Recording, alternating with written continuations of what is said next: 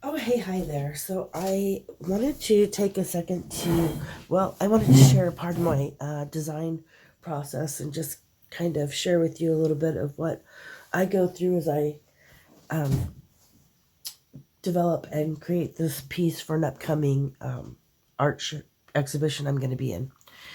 So this piece is part of my DinoMonsters collection, and it's been drawn for a while. If you're familiar with my DinoMonsters collection, it's a abstract dinosaur art collection that I started a few years ago because my littles, Mila Saurus and Jackson Dactyl, were really into dinosaurs. So I started a dinosaur art collection, and it was really a hit. They've sold out. I don't have any. They just sell like crazy. So, and I enjoy doing them. So I already had this dinosaur drawn, but I wanted to get some local exposure, and so far, I've only showed my florals, but I want to show another side of my art, which is the bulk of my art is other um, subject matter besides florals. Florals is just one component of my art. This is sad I got something on there. But anyway, so I already had this drawn. I just was looking for inspiration. And so what I do is I collect files. Um, I screenshot things that inspire me. And so one of the things I screenshot was this. I don't even know where it came. Oh, I think it's in one of the books that I have. Anyway, I screenshotted it because this really inspired me, like the beautiful colors, and I thought this would be great for a color palette. So as I'm getting ready to um, develop this piece, I'm thinking about inspiration and the colors that I want to use, and I came across this photo that I had screenshot so that I could because it inspired me and I wanted to utilize it later. So as I'm looking through this, I think, oh my god, I love this, right? This is beautiful, and I think this will just be fantastic and go with another piece that I have in the collection, or in this exhibition. So I zoom in and I look at these colors, and I thought, you know what? Instead of trying to um, do all the color matching and everything that I would have to do to make this all happen acrylic. And since I'm going to frame this under glass, and it's on paper, I'm going to do this in watercolor.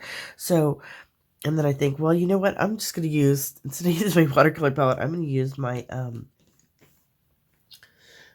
art supplies that I have. And if you saw my art cart tour, you know. So I have the Neo Colors 2 and the Faber-Castell Albert Dürer watercolors, the Inktense um, watercolors, and the Neocolor Choose Wax pastels. So I have this book that I keep all of my swatches in, so that because these don't look anything like what their swatches are. I mean, they look a little bit, some of them do, but the Inktense definitely not. So I just went through this book and I picked out some colors that I thought would be really fantastic. And so that's how I ended up, just kind of looking here and here. That's how I ended up picking these colors. And so the colors that I ended up picking and that I'm going to be going with in this piece is Neo Color Flesh, the Albert Dürer Cream, the Albert Dürer Dark Chrome Yellow, the Neo Color Pink, the Neo Color Salmon Pink, the Derwent Inktense Carmine Pink, the Albert Dürer Crimson, and the Neo Colors Lilac, the Derwent Inktense Violet, Neo Colors Light Blue, and then the Albert Durer's Dark Naples Yellow. I think those colors are pretty good representation of what I see here, and this all makes me happy. I think it's going to be beautiful in this design. I also decided, because I was so inspired by this look, to incorporate, that is what inspired me to incorporate um, just the crazy abstract design that you see that I've done on this dinosaur, and I think it's going to be really cute. So yeah, that's how that all came about. And these are all watercolor or water soluble medium. So I think it's going to be cute. Anyway, thanks for watching my video. Thanks for taking an interest in myself and my art. And yeah, that's what I'm going to do. I'm going to start. And what also I love about using these these materials is that the process is really kind of simple. I'm going to color it all in, and then I'm going to hit it with water, and it just comes alive, and I just love it. So I'm going to film it.